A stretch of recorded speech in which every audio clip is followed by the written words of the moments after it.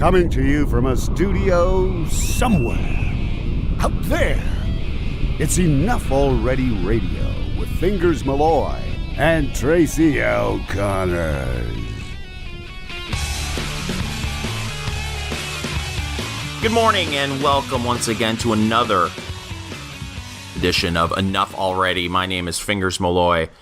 She is Tracy L. Connors. At the bottom of the hour, Monica Crowley will join us. We haven't talked to Monica in a while.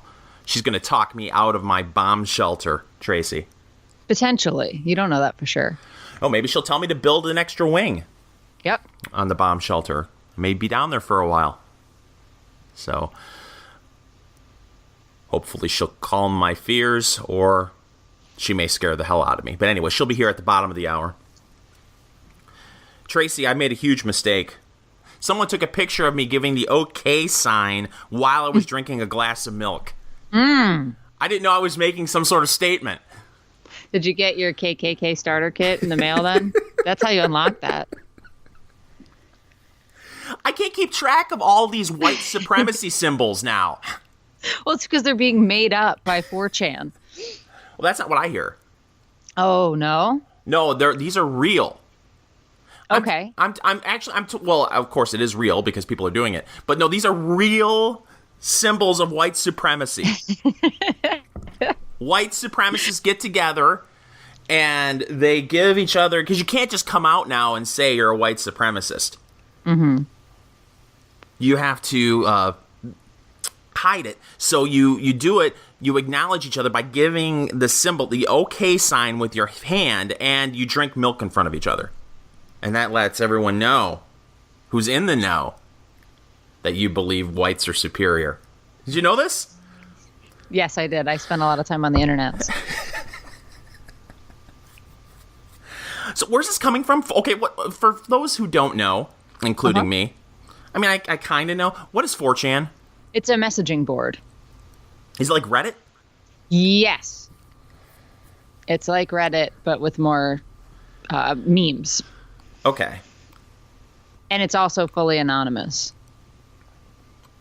And so if so the story is that they're just coming up with things to mess with people? Yeah, they've been trolling the media for years, and they find it amusing. They like to what's called meme things into life. Uh-huh. And that's referred to as meme magic, I believe, when they actually can get something to transfer over from their silly little boards to the mainstream. And so I think it was back in February. If you see some of the articles about this whole incident, which you're referring to, which is when Cassandra Fairbanks and Mike Cernovich were given press credentials to go to the White House briefing, and they got up behind Spicer's podium and did the OK sign. And one of the dimwits that writes for, I believe it was Fusion first, had bought this whole 4chan lie that that's a white supremacist symbol that means white power. Uh-huh.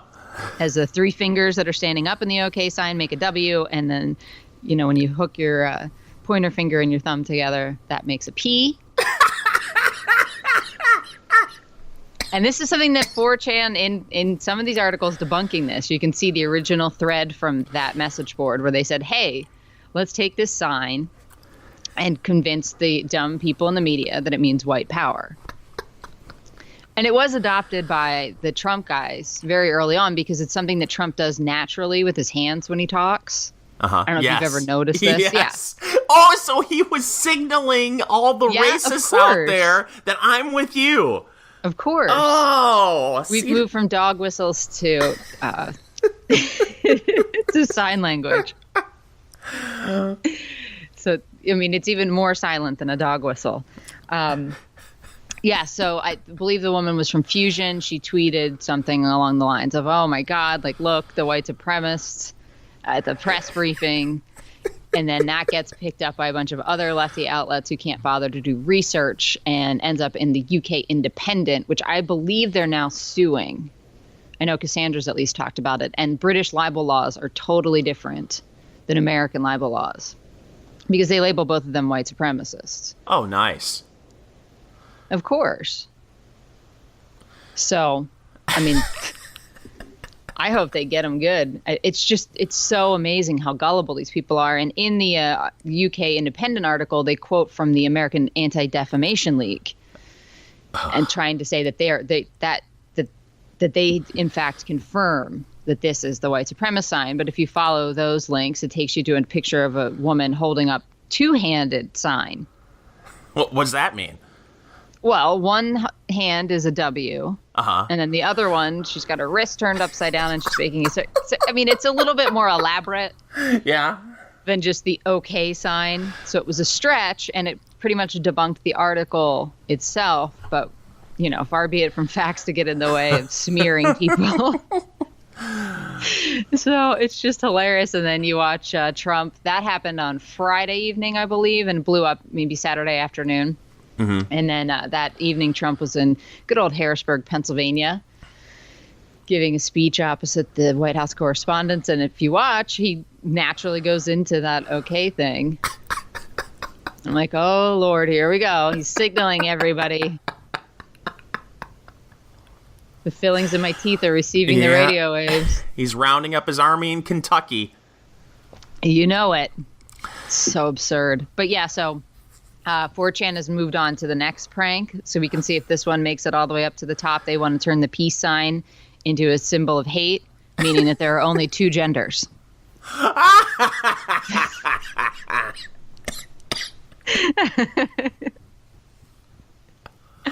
We need to make this happen. I know. Everybody help if you can. I don't know how you go about doing this exactly, but just take pictures of you holding up the peace sign and caption it with something like there are only two. So it'll make heads explode if you have one hand doing the peace sign, the other hand doing the OK sign while you're sipping on milk. Yes, and milk was also something that I believe started on the 4chan things. They're like, hey, let's just say that milk, since it's white, and, you know, this is the rationale you need. This is how low the bar is for tricking the media. Since it's white, and I believe there was something to do with white people have lower rates of lactose intolerance. So it's a sign of their superiority or some such nonsense. Well, and PETA picked that up, too. Yes. This encourages the people on these boards to just keep doing this stuff. Well, I mean, they've been for years. So there's a guy named Sam Hyde. I don't know if you're familiar with him or not. No. He's a comedian. And he had a show for a while on Comedy Central, but it got spiked when everybody figured out that, oh, my God, he might be a white supremacist, which is so absurd. But anyway, there's a photo of him in a car. I believe it's in a car with the window kind of cracked. And you can almost make out who he is. Well, for years, the guys on the 4chan boards, if there's ever a reported shooting or something like this, they send that photo to newsrooms all over the world and say, this is the guy. And multiple times it's ended up on television. I mean, this is all reminds me of stuff that's inspired from the Stern guys that would prank call. Yeah. And get through, to MSNBC and to C-SPAN and all those things. The Baba Booey moments. Exactly. So it's take that, but add a little bit of meme magic to it, and there you go. That explains 4chan. So they're the ones that I totally believe that they helped get Trump elected with these shenanigans. And look, they made Hillary spend an entire speech talking about cartoon frogs and stuff. Well, that's what I was going to ask you. That's where the whole Pepe the Frog thing first started, isn't it? Correct. He was already part of that whole culture. So they were using different memes of Pepe. And then when Trump came along, they thought, oh, my God, he's perfect. And we can Pepe him up. And... yeah. But it doesn't matter. They threw that out there that Cernovich and Fairbanks, is it? Yes. Were white supremacists or are white supremacists. Doesn't matter. It doesn't matter who they're characterizing, as long as it helps the narrative. I mean, you go back to that Samantha Bee segment that she did about CPAC, where they filmed footage of CPAC, and she was comedically pointing out all the Nazi haircuts. Oh, that's a Nazi haircut. Was that CPAC? Yes.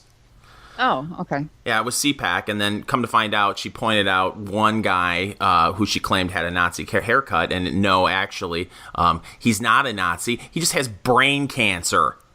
Wah, wah. But hey, it's really funny, right? It's hilarious. Though I was a little disappointed they didn't catch me in my Nazi haircut. Yeah.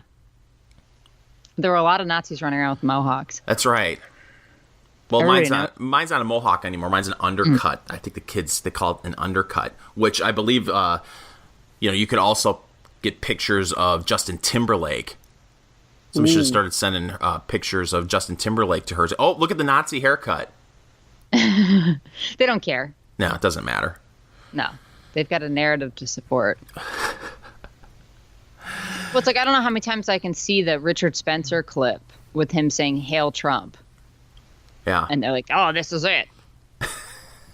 This is the smoking gun." And it's like, really? If you listen to him, I mean, I don't agree with him at all, but he's not talking about extermination, which is what they want you to believe. He's kind of just like, hey, we want our own little joint to live in. It's their fault. It's the media's fault. I had never heard of Richard Spencer before. No, correct. And we never would have. No.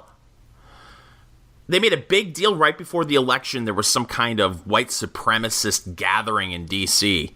No, it was right after the election. That's why was he it was after saying, the election? "Hail Trump." Yeah. Okay. And I believe there were somewhere in the neighborhood of 200 people there at the most. Yes, and half of them were media. Yeah, and they were making this big thing about, oh my gosh, look at this. I knew it. White supremacists are part of the Trump movement. It's like, okay, you found a room with like 80 people in it. Yeah. I was in Denver last year, got a room by the airport as I was flying out, and I was surrounded by 1,000 people who were dressed in animal costumes. Yes, the furries. And they've become divided. Yes. Recently over this. Someone's thrown up the OK symbol. But I never thought when I walked into that building, oh my God, furries are taking over the country. Yes. No, but this is what they do. They amplify these little things to make a panic, because panic means clicks and it means attention. If you're the one that unearthed this, oh my God. Absolutely. They dig up David Duke every 4 years. Oh, it's pathetic. Nobody under the age of 35 would ever know who David Duke is. They have to Google David Duke when the media starts talking about David Duke. Mm-hmm. He's completely irrelevant. Yes. And yet, this is what happens every 4 years when the Republicans get their nominee. A bunch of reporters will try to find out if David Duke supports the Republican nominee. And then, oh, here we go. Of course David Duke supports Donald Trump. Yeah. Well, they were keen to find any KKK group, and I guess there's still some that exist, that supported Trump and make a big deal. And then there was a KKK group where I believe they had the leader on camera saying that he supported Hillary. But that went nowhere, of course. Who would think that a KKK leader would support the white guy in the election? Over a woman and the Jewish guy. Yeah. What a weird twist. Yeah. It just amazes me that anyone would care. Speaking of the white gal. Yes. Who lost the election. They're still trying to spin the narrative that it's the Russians. And Comey.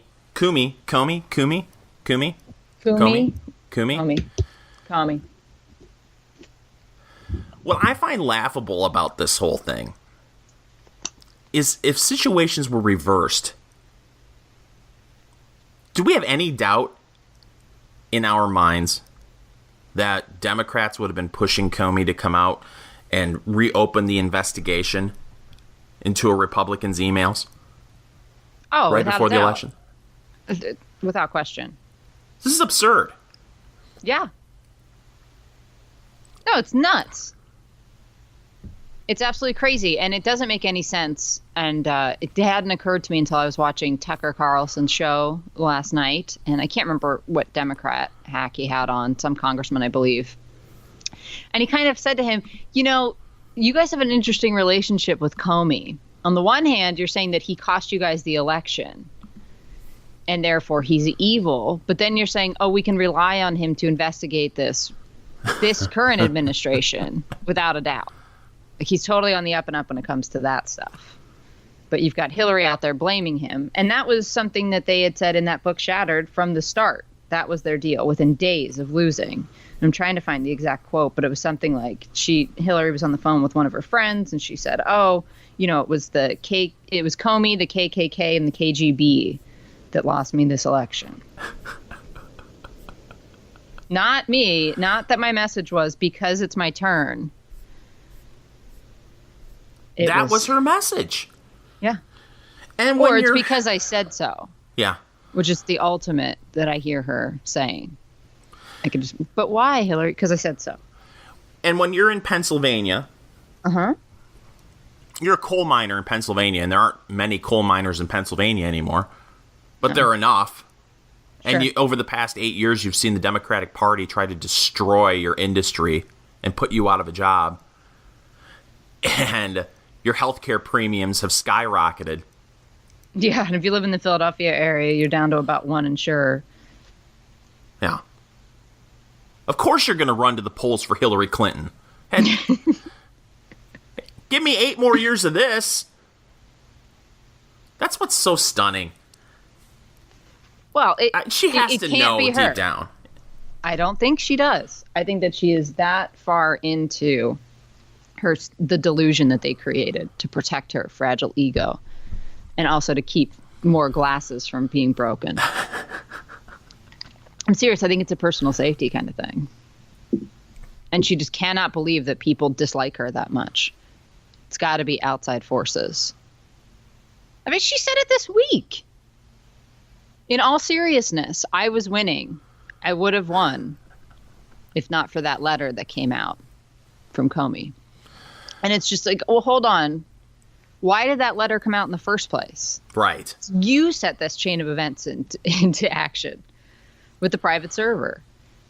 And so that came up again. You know, they have Comey come and do his little song and dance. And he admits that, oh, guess what? Huma Abedin was forwarding classified emails to Anthony Weiner so he could print them out. And once again, nobody's going to go to jail for this. No. They've already decided. They asked that point blank. Like, are they going to be prosecuted? No. Amazing. Well, did he read the emails? I don't think so. What do you mean you don't think so? I'm sorry, that doesn't pass the smell test for me. Let me ask you a question. Yes. Okay. Pretend for a second and try not to shudder. You and I are hitched. Okay? Mm-hmm. And I say, listen, Tracy, can you do me a favor? Will you print some of these classified documents for me? I have to run to Safeway really quick to pick up some diapers. I don't care that he used to be a member of Congress, or maybe he was a congressman at the time when this happened. Well, during some of it, certainly. I think. You're gonna look at that document, aren't you? I'm gonna look at whatever you tell me to print out. Hell yeah, you're going to. But it's not even some evil kind of thing. It's just like, oh, what am I printing? Huh. Well, that's interesting. Weird. I didn't know that about the North Korean nuclear situation. And here is how ridiculous the system is. You can get away with this even if you're a Democrat and your name is Anthony Weiner.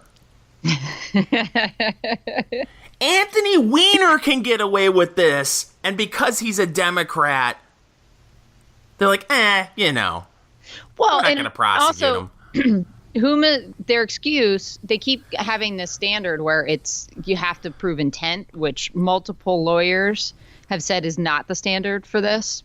Right. With the trafficking of classified information, you just have to be negligent. So there doesn't have to be intent to disseminate any of it.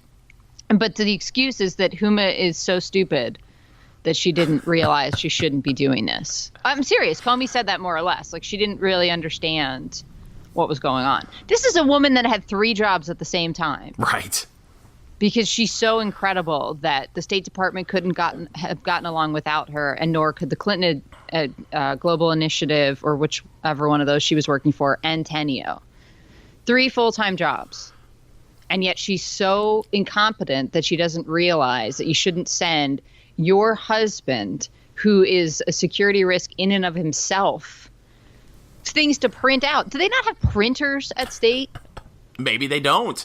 Well, or maybe these things weren't supposed to be printed, period.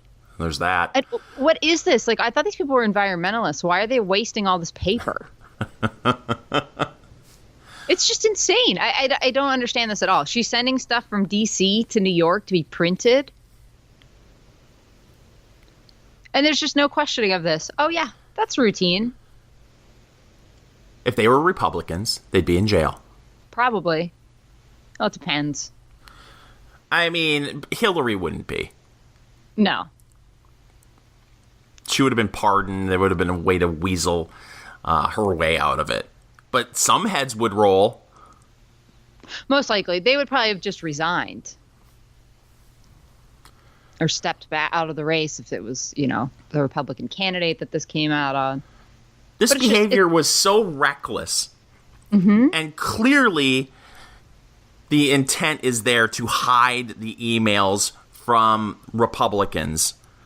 Well, hide them from everybody. Yeah. She wanted to make it so that her records were not subject to FOIA requests.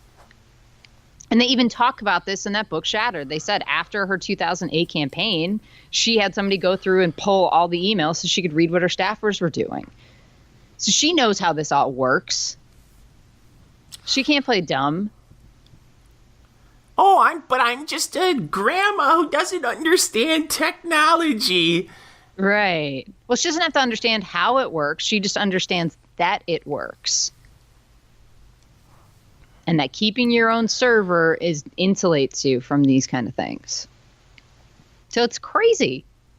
And they still, it's so unbelievable that she's still out there walking around. She's got 2 books coming out this year. And she's going to start a super PAC, or a PAC, excuse me. I don't know if it's super or not. But she's got to cash in on the resistance. That's what that's all about. Oh, of course. But it's hilarious to me. I wanted to antagonize the left and just say, oh, here comes Grandma to take over the resistance. She's going to co-opt it and take your money. Like an angry old lady who got cold soup at the deli. Yes. But she just can't go away. Which makes me wonder if there's not a little bit of her, little thought in the back of her mind that's thinking, I could run again in 2020. Oh, I'm sure that's there. As insane as it is. Nobody has told her yet how crazy she is. Nobody said, Grandma, it's time to go to the home. Do you think that she goes to a secret location and meets Al Gore? And they cry over a meal talking about how they were both screwed out of the presidency? Well, potentially John Kerry could be there as well. I mean, the Swift boat veterans, remember they did him in. Boy, they really, over on the Democratic side, they really nominate some charismatic people. Yes. I mean, between Al Gore, Hillary Clinton, those people inspire naps. And John Kerry. I mean, good guy. I mean, not that exactly, the Republicans don't exactly nominate the most charismatic people either. I suppose Bob Dole. Yeah. John McCain. Ted Cruz. And with that, we have to take a break. But when we come back, our good friend Monica Crowley will be here. Stay tuned. More of Enough Already right after this. For all things enough already, check out enoughалready.us. Enough Already Radio is on Facebook. Check out the fan page, facebook.com/enoughалreadypodcast. It's Enough Already Radio with Fingers Malloy and Tracy O'Connor. And we're back. Remember, if you want to check out all things Enough Already, go to our website, enoughалready.us. We write there from time to time, Tracy. True. From time to time. We post audio. Of course, you can catch the podcast there. So for all things Enough Already, go to enoughалready.us. And joining us right now on the Enough Already hotline is our good friend, Monica Crowley. Monica, how are you? Hi, I'm doing great. Congratulations, you guys, on this show. It is fantastic. I'm so happy for you. Thank you so much. That means a lot to us, and you've been a great friend to us over the years, going back to the FTR radio days, and we always appreciate you taking the time to talk to us. But I need a favor from you. Okay, I'm ready. Talk me out of the bomb shelter. Can you do that for me? Let's go to the source of your concern, which might drive you into the bomb shelter. What in particular are you worried about, Fingers? Well, I think we're about 3 days away from starting MASH 2 in Korea. And then Korea, then China jumps in, and then Russia jumps in, and then it's global thermonuclear war. Talk me out of this. Well, if you're correct, then we should all have bomb shelters. But I don't think you're correct, Fingers. Good. As much as I love and admire and respect you. First of all, the formulation of your premise, I think, is off a bit when you say we are going to start World War III with North Korea. Actually, the North Koreans, in developing an illicit nuclear program, are the ones at fault here, and the burden rests with them. They're in violation of a number of UN resolutions. They're in violation of the Non-Proliferation Agreement. They're in violation up and down of international norms and agreements on the development of nuclear weapons. The Clinton administration back in 1994 created this framework that was supposed to prevent North Korea from going nuclear. And of course, we see how that worked out. By the way, if you like the way that turned out, you're going to love the Obama-Iranian nuclear deal, which is also going to go down the same path, and Iran will become a nuclear power as well, thanks to that deal. But on North Korea, the North Koreans are led by, obviously, an insane, crazy dictator named Kim Jong-un. It is a family dynasty going back to his grandfather, who was the original communist that established North Korea.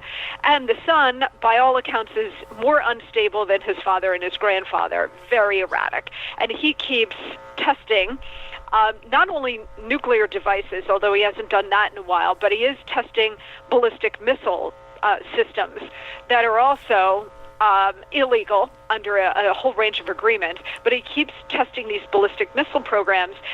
Those ballistic missiles have the ability not just to deliver a nuclear weapon to allies like Japan and South Korea and the Philippines, but also to the west coast of the United States and maybe even beyond.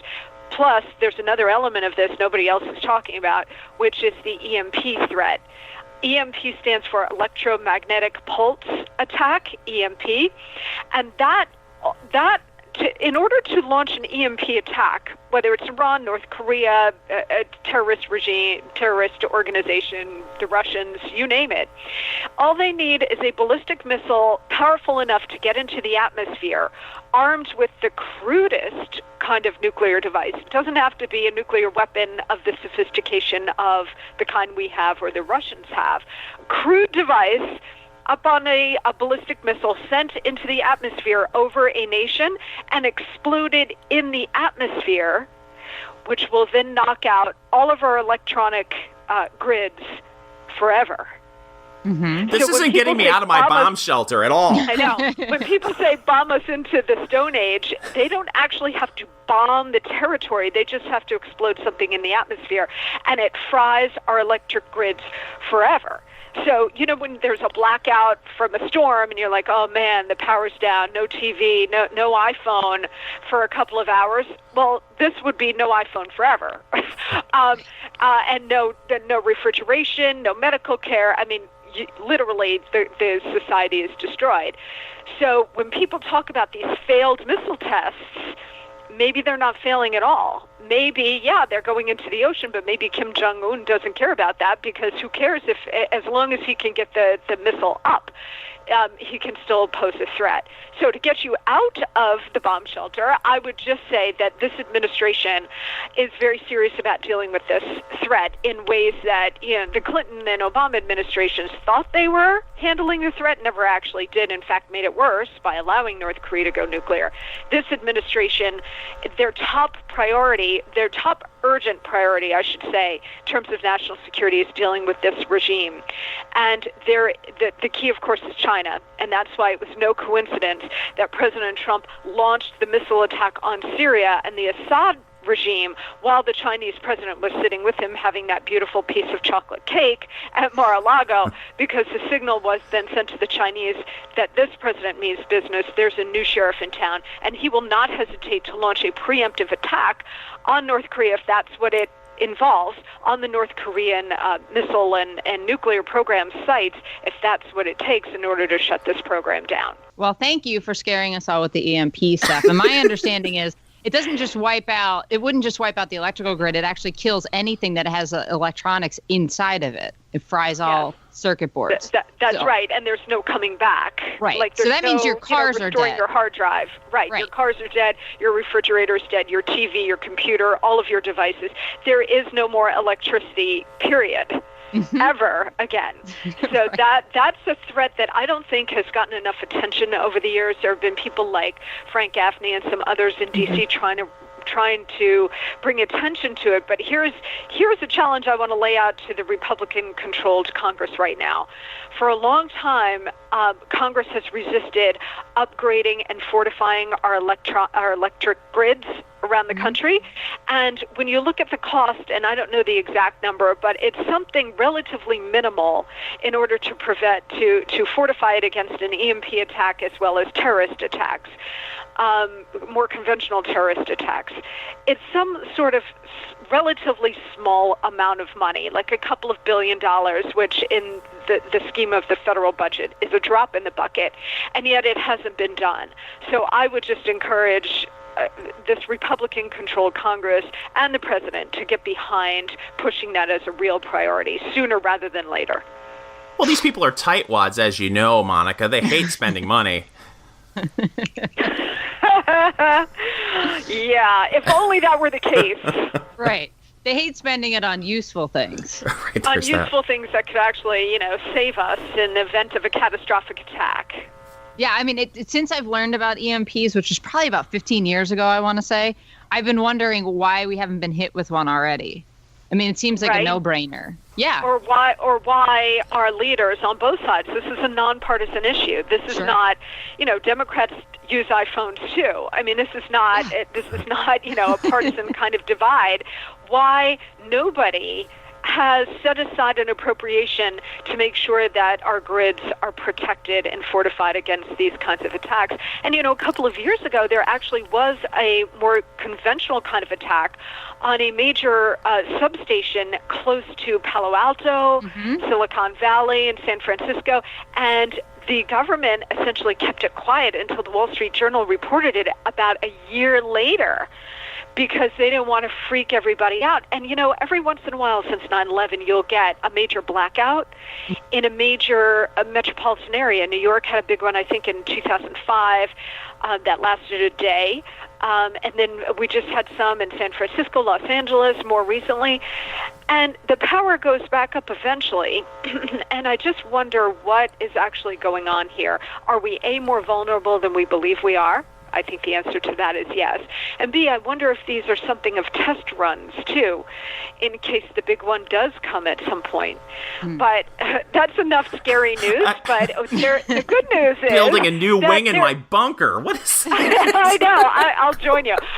But the good news is that there are solutions. Congress just has to appropriate the money and the resources in order to take care of it. And they should be doing it like yesterday. Yeah. Well, there's a solution to protecting the overall grid, but as far as everything else goes, from household electronics to cars, unless you want to get, I think they started putting computers in cars in the 70s. So you got to go find yourself a 60s era car that'll still work. You got to go get yourself, Tracy, a Flintstones car. Yes. where it's made of rocks and you run with it. Pretty much. That's where we're going to be unless something is done soon. No, we're going to start getting our cars from Cuba. Yeah, I know. They're going to actually be looking pretty good, right, in the scheme of things. Yeah, pretty much. What's old is new again. But now, Monica, are you paying close attention to the French election, which is coming up over the weekend? Yes, I am. Mr. Macron versus Ms. Le Pen. All of the polls seem to indicate that Macron is going to win because Le Pen represents the National Front, the far right, which is still, I mean, it's gaining popularity. The message of we've got to enforce our borders and get immigration under control being the primary the primary message of Ms. Le Pen, as well as removing France from the EU, etc., which are the two issues that power the Brexit vote. Mm-hmm. It is powering her where she is one of the final two candidates in this presidential election this weekend. But I don't know that it's enough given France's long history with socialism. Even when the French get disgusted with socialism, they still sort of vote socialist, which makes no sense whatsoever, but they still do. Macron is not a socialist, but he's sort of a centrist, center-left, or more center. And I think probably more palatable overall to more French folks voting this weekend than Ms. Le Pen is. But even if she loses this weekend, I think she is spearheading a movement that could be represented and led by somebody else, maybe a little less controversial with the family baggage there, could be led by somebody more palatable to the French public, and in the next cycle, they could actually achieve some victory. Tracy?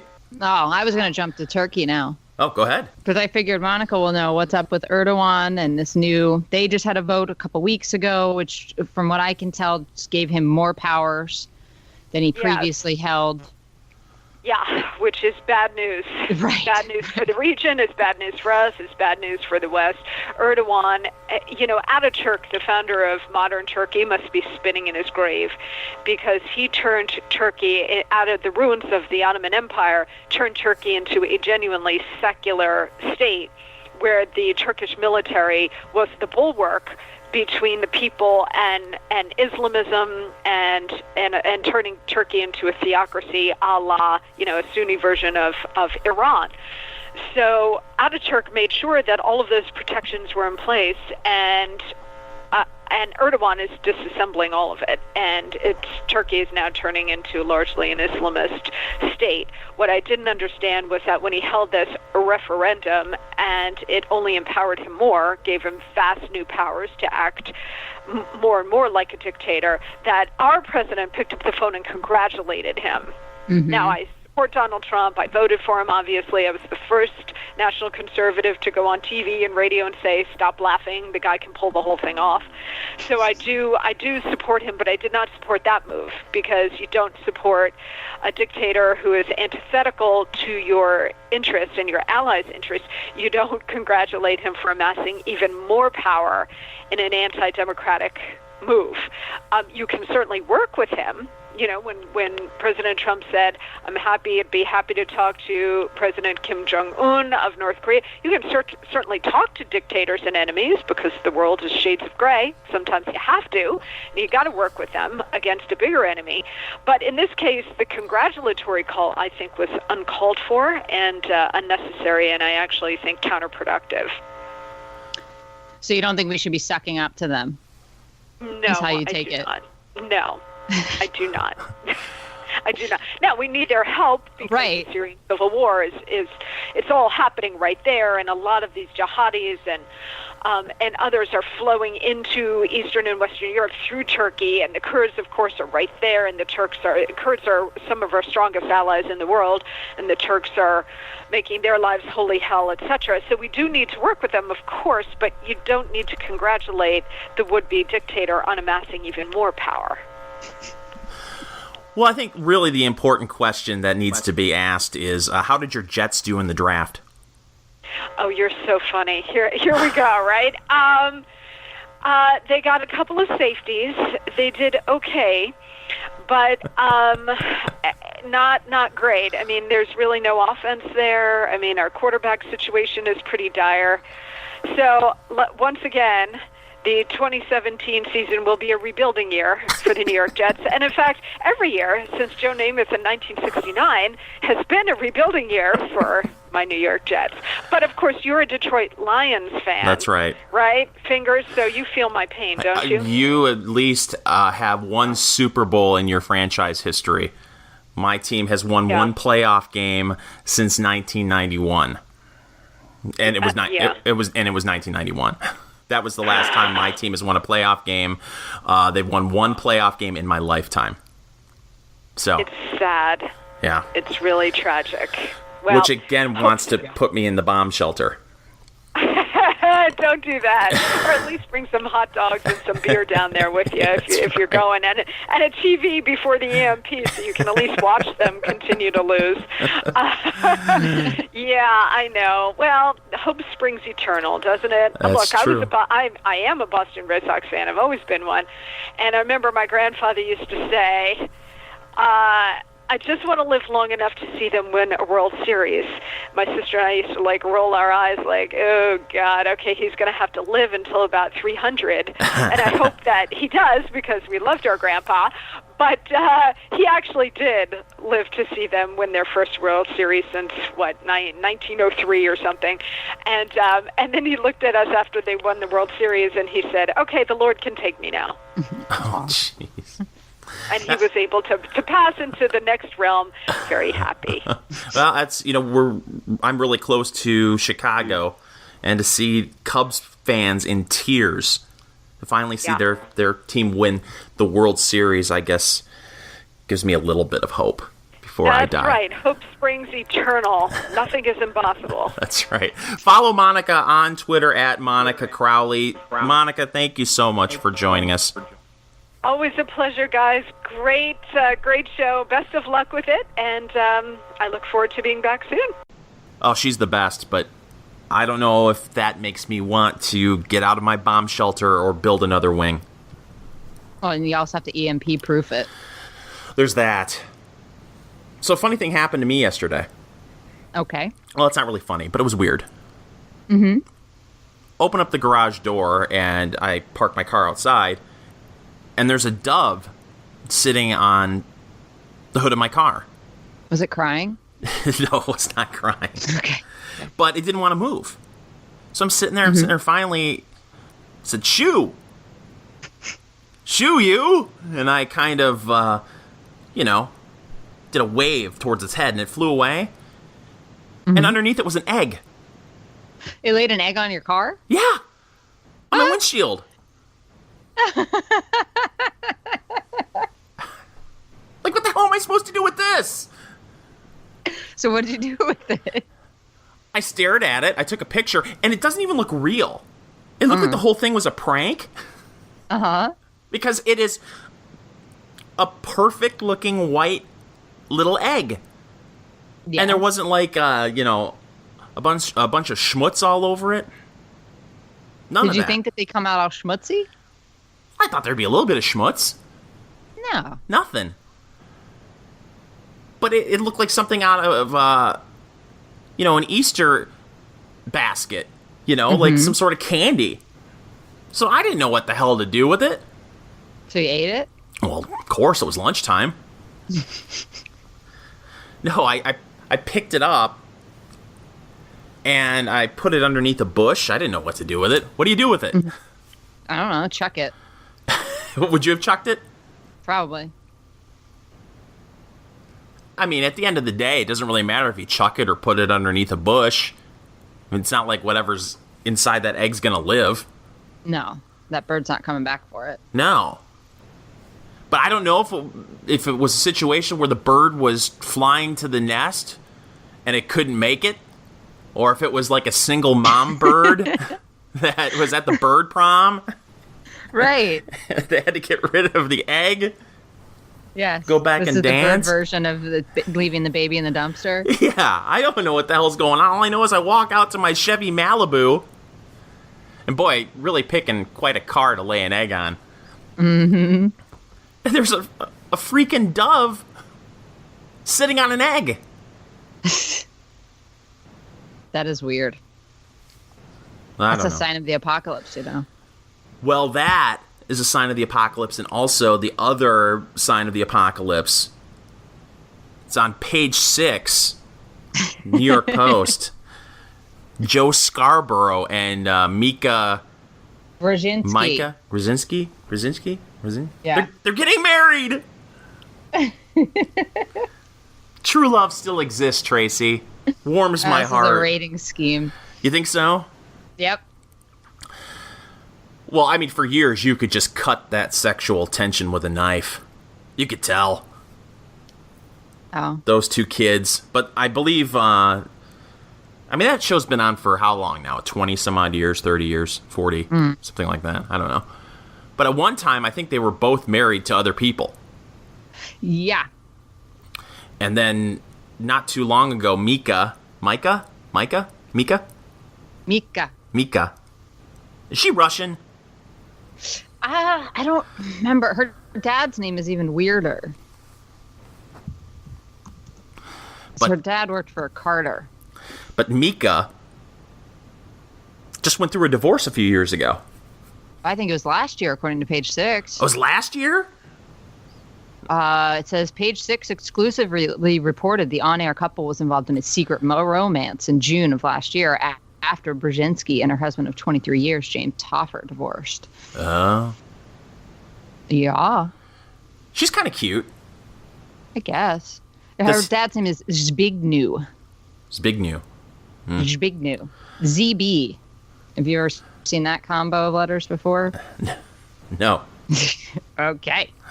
But, she's a good-looking gal. Is Joe Scarborough a good-looking feller? Yeah, he's all right. You throw him in a kinda suit. Like his face is a little too small for his head kind of thing going on. Yeah. Well, those two crazy kids are going to tie the knot. And just a reminder to them and everyone else out there, I am a reverend. Yes, you're available to officiate. Yes. For a small fee.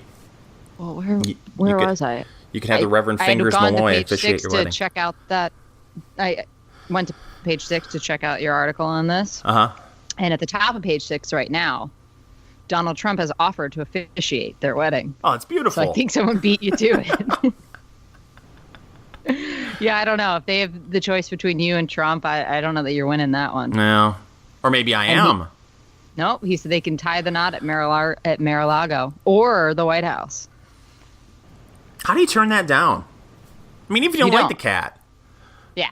No, you have to get married by President Trump at the White House. I mean, I would have let Barack Obama marry me. It's the President of the United really? States. I wouldn't. No? No. And plus, he's a fantastic role model for all those people out there that want to look at a successful marriage. They can just look at Barack and Michelle. Oh, that's true. It's an inspiration, a role model, Tracy Connors. What's wrong with you? Absolutely. Sorry. You wouldn't have gotten married at the White House if Barack Obama No. offered? Really? No, I've never understood these people that wanted to be nice to him. Why Or not people now that are saying like, oh, I've met Bill Clinton and he's charming. Get out of here. Well, Bill Clinton's a rapist. If you can Right. get past the rape, he's a charming fellow. Sure. No. I have no interest in meeting Obama, having anything to do with him. I wouldn't want him in my wedding photos. Sorry. Not a fan. And sorry, we have to go. We're out of time. So thanks to everyone for listening on the World Wide Web at enoughlalready.us or on SoundCloud, Stitcher, the TuneIn app, iTunes, and of course, thanks for listening on Wham 1600 AM. Final thoughts, Tracy? Nah. Got nothing. We'll be back That's next not week. true. I'm looking forward to the French election. I'm sorry. Yeah. We'll know next week what happened, and we'll be back next week with an all-new Enough Already. It's Enough Already Radio with Fingers Malloy and Tracy O'Connors. Enough already. Enough already. Bonus content. And we're back with bonus content, Tracy Connors. Bonus. The people have spoken, and they've said you guys don't swear during the Wham show. Well, we're not fucking allowed to. Right. FCC. Thanks, Obama. So we're back with our bonus content. Seriously, but you can say cockholster on primetime television, apparently. Where'd you hear that? Stephen Colbert. Did you miss that whole thing? Oh, my outrage well is dry. Oh, yeah. Well, I don't get outraged about it. It's just everywhere. So apparently Stephen Colbert made some sort of dirty joke about the president. Yes. He went on a long tirade about him because this was in reaction to Trump saying to who hosts Deface the Nation? That idiot. Charles Kuralt. Sure. So, Stephen stepped up for his fellow network person and ripped Trump a new one. And part of that rant was saying something along the lines of the only thing your mouth is good for, sir, is a cock holster for Vladimir Putin. Oh, clever.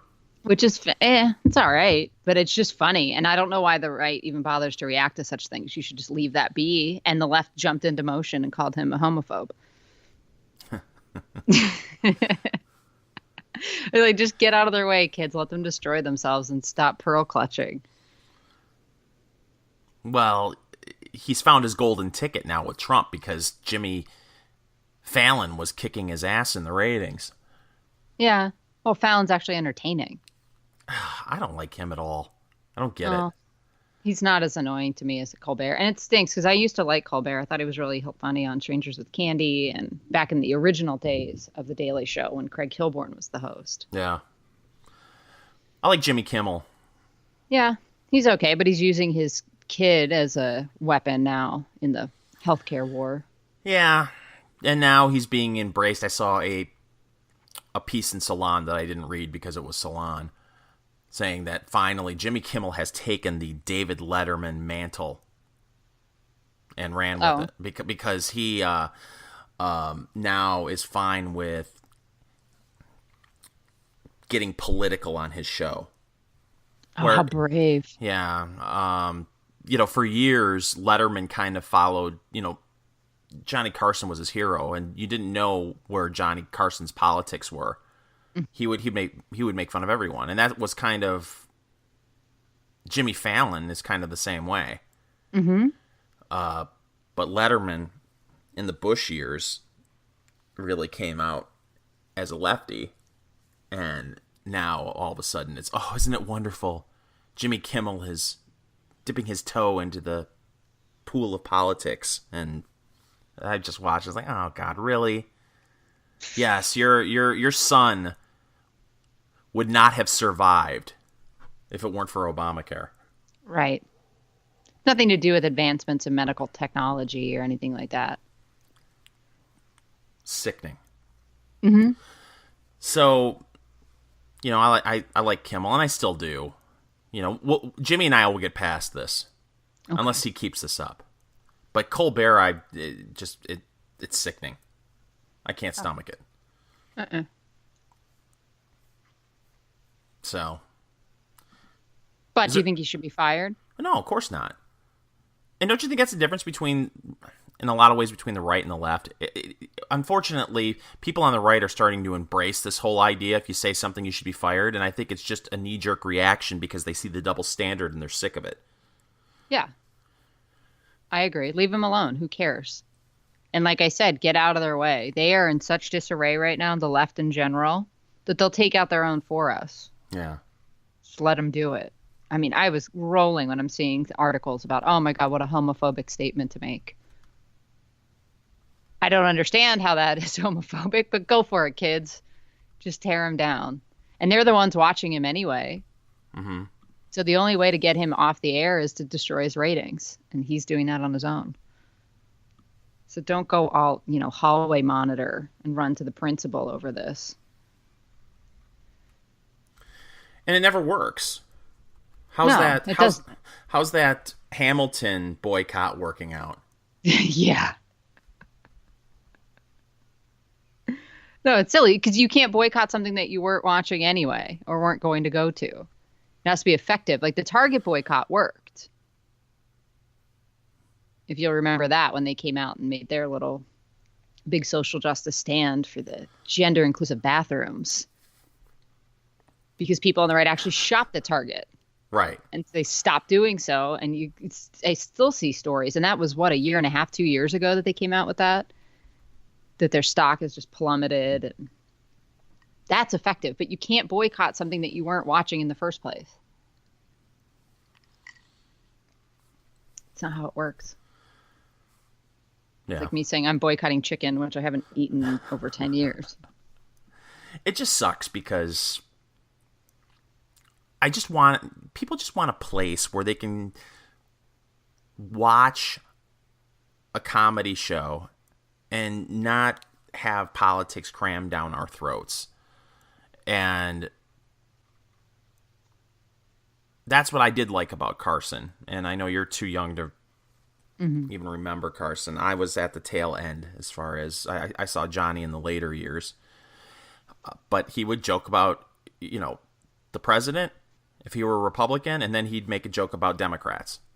And it'd be even. You'd be like, okay, then people can laugh. But if you feel like you're being picked on constantly, made fun of, it's just like, oh, why am I watching this? Why? So, I think that... Go ahead. But you just see the leftists, they expect it from Colbert. But now that they're jumping up and down, like Kimmel's now taking Letterman's role too. And it's like, oh, God almighty. Can I just turn on a TV and watch somebody tell jokes without trying to cram some political message down my throat? No. That's what talk radio's for. Yeah. I agree. But no, it's inescapable now. That's why, to me, Saturday Night Live is unwatchable. Well, it's also not funny. Well, there's that too. I mean, occasionally they do okay. Well, I hate to be one of these guys, I'm, the age of 50 is getting closer and closer to me. And I don't want to be one of these guys that I used to hear when I was watching Saturday Night Live and was into it, and it was Adam Sandler and David Spade, and you'd hear, my parents or, people that are just 20 years older than me going, oh, I don't get it. Stupid. So I was like, I don't want to sound like one of those people. Like, okay, now I'm getting closer to 50, and these young people today on Saturday Night Live, they just aren't funny. It's not like the old days. Maybe it was never funny though. Yeah, that's a possibility. But for 8 years,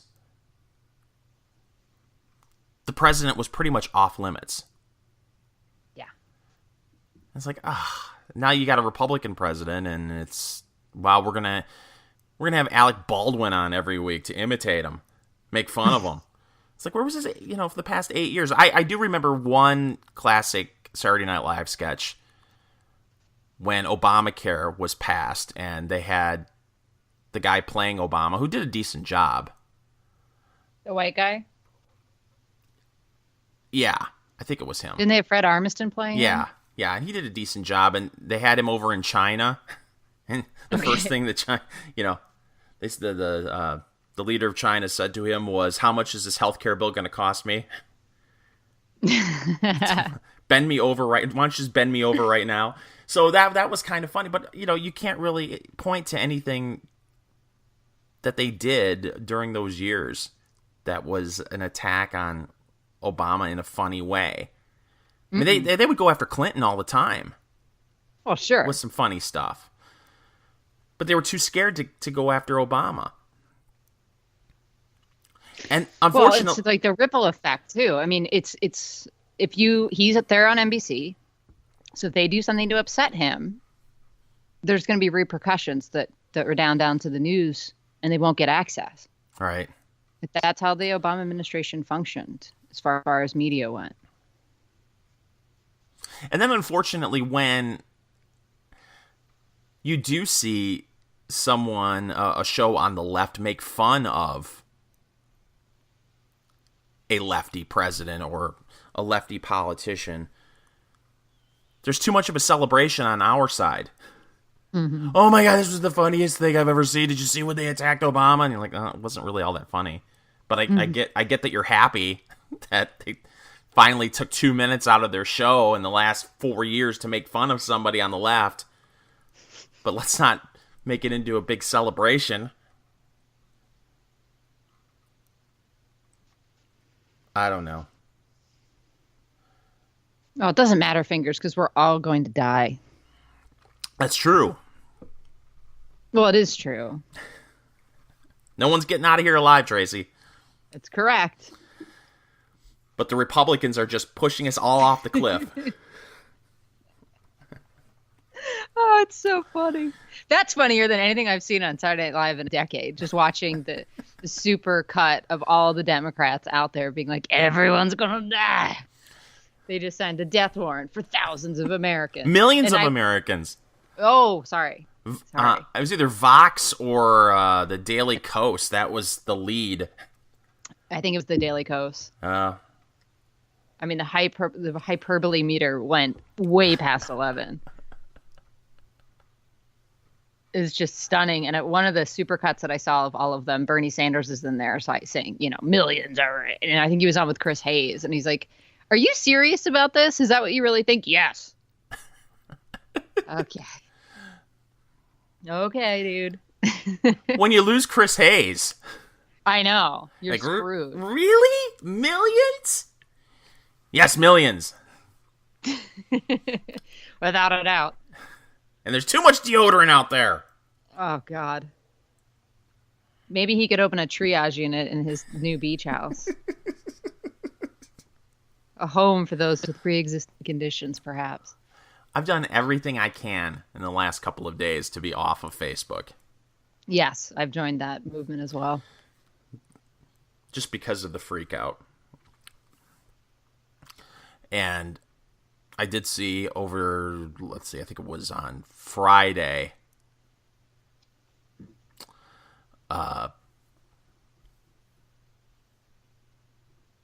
Charles Krauthammer was on Fox saying that he believes that we will have single payer within 7 years. Yes, I saw that interview. It was on Tucker. Really makes me want to get up on the top of my house and just do a swan dive into the pavement. So you're one of those millions that are going to be killed by this new bill. You're willing to become a statistic to be used by Bernie Sanders and Elizabeth Warren? I think you're sure better than that. He died of he died of concrete poisoning. It was concrete poison. Too much concrete to my neck. But I think Krauthammer has a point in that the conversation has shifted so far in the leftward direction that it's almost impossible to yank it back. And whose fault is that? It's the fault of anybody in the opposition, whether they be Republican or Libertarian, that cannot properly articulate what the hell is going on. It should be free. It just should be free. You should be able to go to the doctor and it should be free. It's a right, Wow. Yeah. But that's why I love this Brian Mast, who I'd never heard of before, this rep from Florida. What he did on the House floor should stand as an example to everyone. And whoever has money over at the RNC or the Congressional Republican, whatever the hell that thing's called, or they should be cutting commercials with him right this damn second. Saying this stuff. Double amputee, so he has a pre-existing condition. And he lost his shit on the floor, as he should, by saying, I'm a person with pre-existing conditions, and I believe it's not something I should just have to do, but a responsibility for me to be the staunchest advocate for people out there who have pre-existing conditions. And that's why I'm such an ardent supporter of this bill, meaning the new bill that just passed. I think every American and every person out there with pre-existing conditions should be asking themselves, how is it that they have coverage if every single insurance provider has pulled out of the market? If there's no entity to go out there and provide insurance, how is it that pre-existing conditions could possibly be covered? And then he went on, these are the exact same group of people that went out there and lied to the face of every single American, telling them if they liked their plan, they could keep their plan. If they liked their doctor, they could keep their doctor, and that the average American would save $2,500 a year on their health insurance. And that was a bold-faced lie. It's not difficult. No. Not at all. And he has credibility because he doesn't have legs. As harsh as that sounds, it's true. And the Democrats would have him out front all the time if he was on their team. Absolutely. He would be their Gabby Giffords of healthcare. Yes. 100%. And this is the first time I've ever heard of him.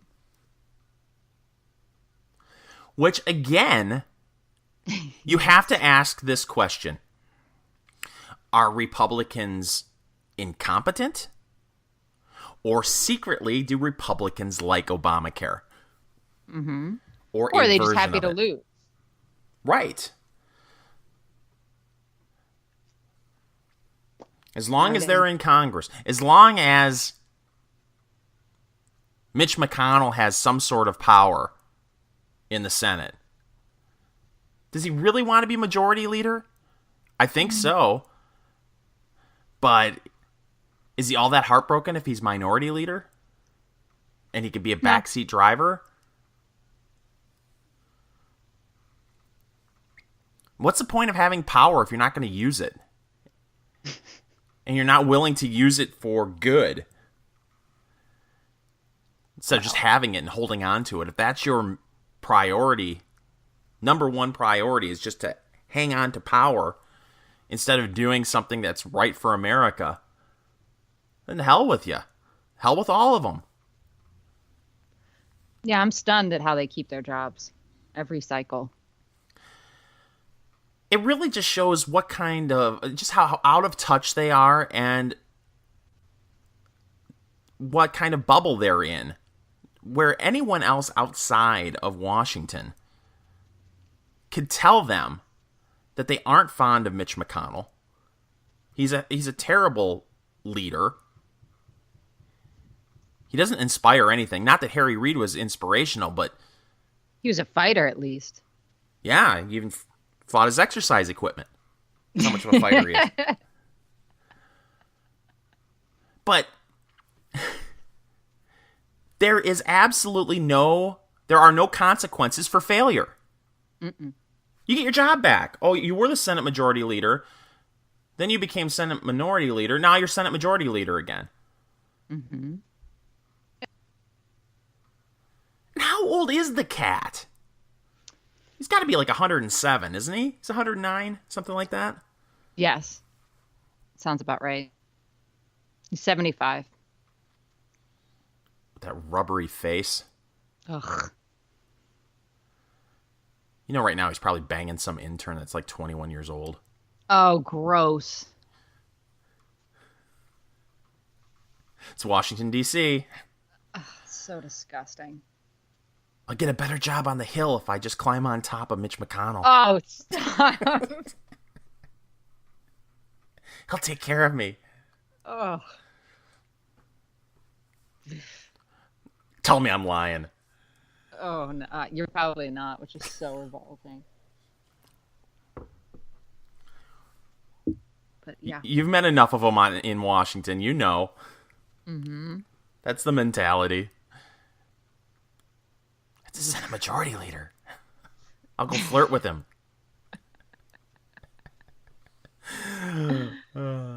Oh, gross. How much alcohol would it take for you to have sex with Mitch McConnell? There isn't enough on the planet. What if he could get you a good job? Yeah, not worth it. Unless I could be immediately lobotomized and know for sure that memory would be stripped from my brain forever. Well, I can't imagine it would take all that long. Oh, still though. Ugh. Gross. Why do you do that? No, I'm sure that he's happily married and yeah, doesn't bang 21-year-old interns. Probably not. No.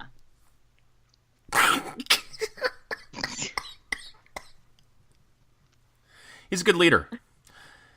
He's done a lot over the years. Mm-hmm. I tip my cap to him. So apparently, do you want to change the subject, or do you want to keep talking about no having sex? Let's move along. So someone got kicked off of another flight Oh, yeah. This just seems to be a thing now where people are trying to get kicked off of flights hoping to cash in. Mm-hmm. I saw there was a piece a couple of days ago, I believe it was Delta Airlines, that kicked a family off a flight and threatened to take it was a husband, wife, and a 2-year-old. No, a 2 and a 1-year-old. Oh, 2 and a 1-year-old? Yes. Oh, so you're familiar with the story. I saw pieces of it, and then I dug a little bit deeper into it, and I don't know. I think both parties are wrong on this one. Oh, okay. I just read the one piece where a flight attendant threatened to have them taken off the flight, and she said that you'll go to jail and they'll take your kids away from you. Yes. And the Which dude, is true. And the dude was like, "Hey, I paid for a seat for my 2-year-old. I paid for the seat." Okay. This is from NBC News on this. So the guy's name is Brian, and his wife is Brittany. Williams? Yes. So he said the family had initially purchased a ticket for their teenage son on a red-eye flight, but decided to send him home early so that their 2-year-old could have a seat on the plane. And the couple was also traveling with a 1-year-old. So part of the issue was the ticket was initially in the name. It was always in the name of the older kid that they stuck on a different plane for some reason. And so the father's contention was, well, I paid for that ticket. I paid for that seat. Doesn't As we matter. discussed before, this is totally, you rented a seat and we've decided that we don't want you to have that seat anymore. That's how this works. So they were being, the video that's out was shot by the wife. And there's some cuts in there. So it's like, okay, what are we not seeing? Right. And then they bring on, I think it was, let's see, Delta agent. I don't know if they brought on a cop, because it certainly looks like whoever's in there is carrying. So I don't think flight attendants are packing. But at the bottom of every law, there's a gun pointed at you saying, if you don't do this, this is what happens, and we'll take you off and put you in a cage. Right. So yes, it sounds ridiculous that they're like, yeah, you'll go to jail and your kids will get taken away, but that's really how that story ends, unless you comply. So I love that people get all upset about this. It's like, that's at the end of every law, the threat of jail. That's how this works. I don't know why this is some giant wake up. And yes, it seems ridiculous that we're talking about you getting thrown in jail for not leaving a plane, but that's how laws work. I love how you put it. Mm-hmm. Because that outrages people even more when you call it a cage. Well, what else is it? You're right. It's a cage. It's a cage. It's totally a cage. Yeah, we dress it up and make it seem more humane by saying, oh, it's just jail. Yeah, no, it's a cage. And yes, they have the ability to throw you in a cage for misbehaving on an airline flight and not complying with the property owner, which is the airline in this instance. Okay, so fast forward, there's another story that you were reading before we started recording here, that apparently someone was trapped between two fatties. Is that what? I love this because this has happened to me before and it's traumatizing. On the airplane, like as you sit there, and this is how much of an asshole I am. Mm-hmm. I usually fly Southwest. Yes. So without assigned seating, and so I pick my seat. I like a window, preferably on the right side of the plane, so I can sleep on my left side because that's whatever. I'm very particular about these things.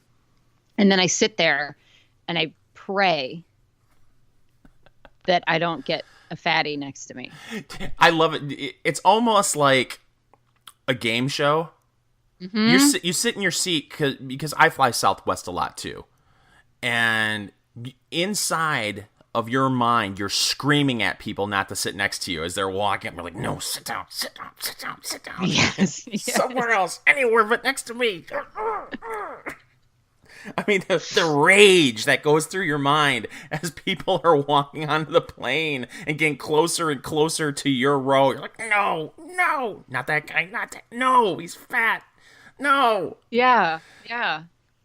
And then my other added thing is I want to sit next to the window so I can see, but I know I'm probably going to have to go to the bathroom at least once. So it's, then the fatty totally blocks that whole thing. And I know they're going to fall asleep and snore really loudly and probably drool. And they're going to spill over into my seat. And they might even ask if they can raise the armrest between us. Right. Because it's so cumbersome. And I mean, I've had to sit next to people that are like, excuse me, can I get the seatbelt extender? And you're like, dear God. Why? Why am I being punished? Because if I was as fat as you clearly wouldn't have sat next to me. Right. So it's just, but I don't know how to handle that aside from the airlines asking people how much they weigh, which of course people would freak out about. Yeah, there really should be some sort of fat, thin seating. Oh, I'm sorry. So you're in the fat section. You have to go over here with the other fatties. We have to sit in the double wides where we have instead of 3 seats in a row, we can only fit 2 because you both are going to spill over anyway if we put you in the smaller rows. Right.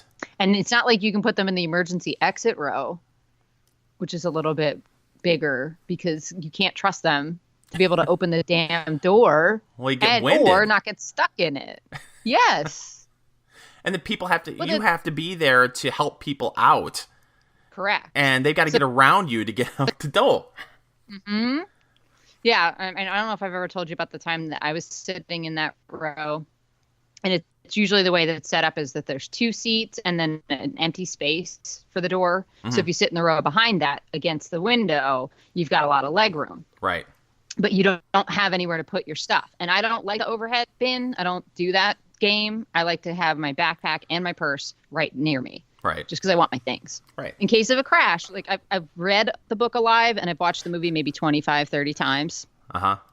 This is an exercise in planning, right? So in case I crash in the Andes Mountains, which I understand are on a totally different continent, but I have been there and flown through them, I know that I'm going to, what I need. And I want that at my fingertips. None of this overhead compartment bullshit where I might get lost forever. If we're going down, I'm holding on to that stuff. Right. So I try to put it under my feet. Because you can't access the seat behind you necessarily. There's that foot bar or whatever. So I was just like, I'll just put my feet over it. And the flight attendant's like, you can't do that. And I was like, why? And she's like, well, it might get in the way when people are trying to get out. I was like, I don't think you understand that if this goes down and I got to open that door, the first thing that's going out is my backpack. I was like, I've got a change of clothes in there. I've got dry socks. I've got a ton of, granola bars and stuff. I've got... giant water bottle. You're a flight prepper. Yeah, I am. Oh, please. I'm like, I always wear a belt on a plane because I figure that's a good weapon to have. I don't have to get close to somebody. I can just whip that around and hit him in the head with the buckle.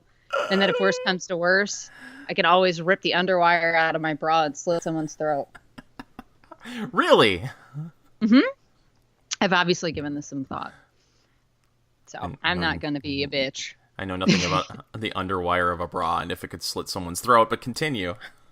Well, just imagine. I mean, it's just a metal piece that's kind of neck-shaped perfectly, and I figure if I push hard enough on it, or pull back, depending on the angle that I have to go at you. You know who I hear likes that? Yeah. Mitch McConnell. Huh. That's who I hear likes. Oh, good Lord.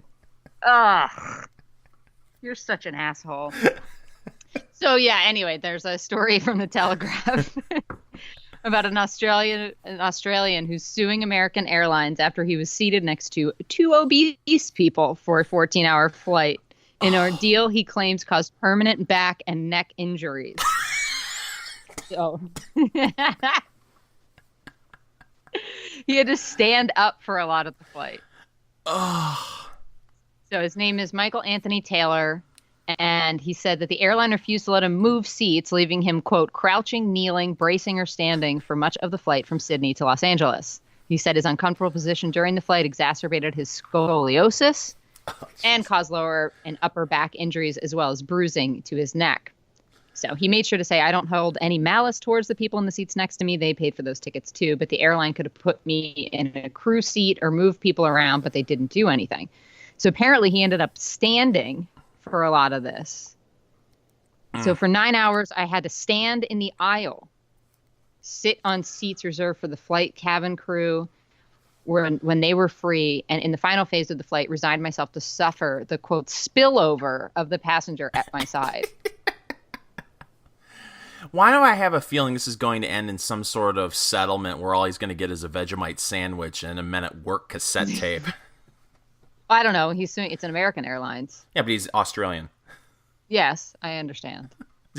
I don't know. I see both sides of it because my nickname isn't Slim. You know, and I feel bad for people who sit next to me. When I sit down, though, generally all of my weight goes forward for some reason. I'm built that way. I'm not very wide, but and I don't need the seatbelt extender yet. But you know, I'm like 275 pounds. I'm 6'3". So I feel bad when I have to sit next to someone who is a little bit larger. I mean, small people don't really notice it because I don't spill over into someone else's seat. My big thing is I usually get an aisle seat because of, my legs are so long. So right. I'll have my legs hang out in the aisle, which really doesn't affect the middle person. But there is no worse place on a plane than being in the middle seat. No. That's horrible. I like to sit on the aisle. Next preference is the window seat. So again, you can kind of I'll basically sit on one cheek the whole way home and lean against the plane to try to give myself a little bit of space, and then the middle person. I've never really had a problem with another fatty sitting next to me. My problem has always been the talker. This is why you got to bring a book. Oh, no, I learned after the first couple of experiences sitting next to a talker that I put my earbuds in. Immediately. I'm wearing my earbuds as I get on the plane. I'm not listening to anything. But people tend to not talk to you if you got your earbuds in. Sure. So that's what I do. But oh my gosh, you get some... It's usually a woman. But, there are men out there who like to talk to you. I don't understand it. I don't get anything out of small talk, and I don't understand people who do. I don't know. I've had many good flight conversations with random strangers. Ugh. So you're one of those I'm being people. completely serious. Well, no, I don't start it ever, but I don't begrudge it. I'm like, oh, okay, you want to chat? That's just fine. What do you got? But I get nothing out of that. Like, if you go to the grocery store and you're in line at the checkout and someone wants to strike up a conversation with you, oh, hot enough for you? That's immediately, you'll see my shoulders drop. Like, oh, shit. This person wants to talk. What do you get out of that conversation? Hot enough for you? I always say no. That's not nearly as hot as the 2 years I spent. I don't know. Random strangers. In a cage after getting thrown off in a Turkish prison. That'll end the conversation. Yeah, why not? Right there. Have a little fun. I guess I don't know. Strangers have talked to me my entire life, so I'm just used to it. By now, I don't. I just embrace the crazy. Like, all right, what do you want to talk about? Okay, cool. No, I met some interesting people on flights, I have to tell you. Give me an example. The most interesting person you met on a flight. Well, there were two that I remember very vividly. One was a guy that was pretty high up at Papa John's, which sounds boring, but then you come to find out that they do all the stuff that I had never heard of. They have a whole disaster relief focus internally, and they were building out more capability. So if something happens, like say Hurricane Sandy or something like this, they have trucks that are the pizza truck that can make pizzas. So they send them immediately there, and they start making food for people. And it's like, I know Tide had a whole advertising campaign where they showed that they would take the Tide trucks and do laundry for everybody. I know you see. Papa John's has something very similar. Budweiser does that too, where they will start canning water. Mm-hmm. And they'll say Anheuser-Busch, Budweiser, drinking water, and send it down to whatever disaster. But I thought happens. that was interesting, and like they don't outwardly get political, but that was kind of their way of showing that things can be done by private entities better than government. Well, that's true. So I thought that was an interesting conversation. And then there was another time, it might have actually been the same flight, and I just changed planes because I was going to California. And then the chick that sat next to me, that was a guy, and this was a chick sitting next to me. And she was in the film television business and had a gig filming the Disney cruises. And so that was tons of fun stories about what it's like to work on a cruise ship. What were they filming? Were they filming like a reality TV show or just an infomercial for the Disney cruises? What were they filming? Yeah, pretty much. Like an infomercial that we put together, and then if you wanted it at the end of the trip, you could buy your week on Disney cruise. Like, here's what happened. Okay. So it wouldn't be catered to necessarily like you and your family, but it's just like these were all the events that took place. So that's why they were constantly there. It wasn't like a one-time, we're going to go do a commercial for this. It was every week we have a new bunch of passengers. So we're going to make a video and sell it. Or maybe it even came with the cruise package. Like, never forget. Boy. These are memories you're going to want to have forever, and a DVD you'll never even open. Yeah, Disney is really good at nickeling and diming you to death. Yeah. I mean, if you look at their website for if you want to travel there, even their meal plan that they have, I mean, it's ridiculous. You could get 2 entrees, and their entree is like a hot dog. That's it. Like quick entrees, and it'll be like $100 a day. It's like crazy. It's like crazy. If you go on their website to look at like the menu and stuff for food, it's like, oh my gosh, you could spend, if you took like a family of 4, you could easily spend $200 a day on food, and it's crap food. God. Right. Like, you ate 3 meals there. Enjoy your granola bar and ice cream cone. That's $15. Yeah. So they're really well, good. They've got you. Yeah. You're trapped. So that cruise, I can only imagine what a Disney cruise would be like. Oh, good God. Well, most of those cruises, though, are all-inclusive, so the ticket price is probably insane. But then it's just buffet meal 3 times a day. So you could certainly get your money's worth out of that, is what I was going for. Yeah.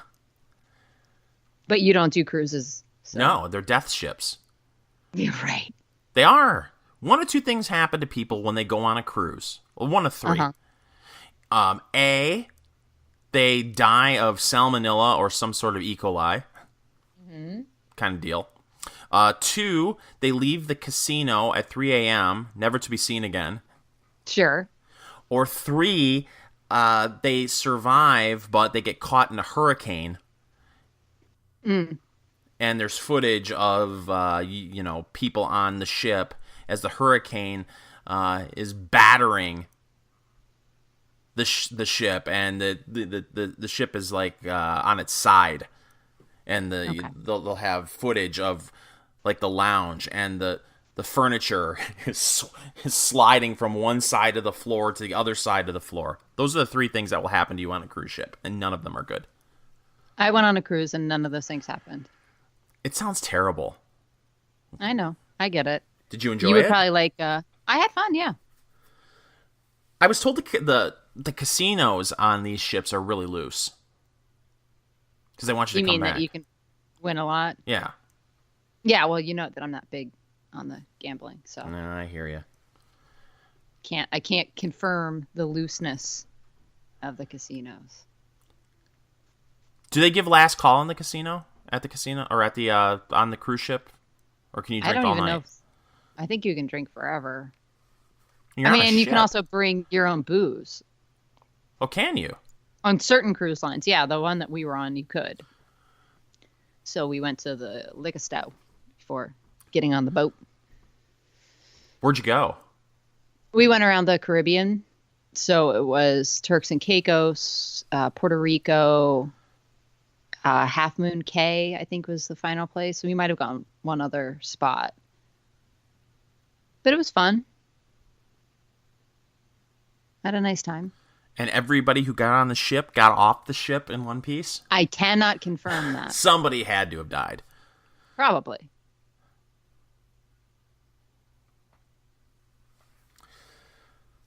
Well, we've been talking for 40 minutes. Anything else? I wanted to talk about this, the French election tomorrow and what's been going on. I don't know if you followed any of this stuff. With all the things that have come out about Emmanuel Macron over the last couple days. I didn't read the story, but I woke up this morning and took a peek at my phone, and I can barely read it without my glasses. Right. Something about emails were released? Yeah. Yes. Well, first there was he had claimed not to have any offshore accounts or some such business. Like, no, I'm not hiding any money anywhere. And so the dark webs went to work, and they coughed up some documents that seem to demonstrate that he does indeed have an offshore corporation that's housed in the Caymans. And his denial initially was, I don't have any money in the Bahamas. And it's like, who said he had money in the Bahamas? Nobody. So our buddies over at Got News had an accountant come in from one of the big three firms and go through all those documents. And her assessment was, yes, indeed, this is his. Like, that's his signature on these things. This is a legitimate bank account. Looks like it was legitimately set up. The name of the LLC was something like Providence LLC. That's the name of the high school he went to where he met his teacher wife. So it's all fingers kind of point to him. And so her assessment was, if she was advising the French government, she would tell them to issue a warrant and investigate further, because it appears to be a shelter for his money. And then I think it was Thursday evening, maybe Friday, someone managed to hack into his campaign's emails and dump them all. And they've subsequently come out and confirmed that, yes, they were hacked, and they're playing that Clinton game, the initial game that they did where, well, some of the information that's been leaked out is legitimate and some of it's not. Yeah. And of course, this is the Russians. Oh, is it the Russians? Yes, they're blaming people. They're blaming the Russians. So Jack Posobiec, who is now the D.C. bureau chief for Rebel Media, was all over this, covering it.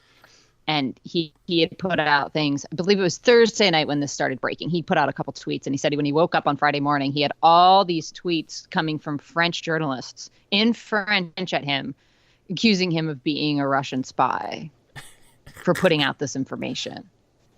And the French have this weird thing where they have a moratorium on covering the campaigns within a certain window of time before the vote, which is happening on Sunday.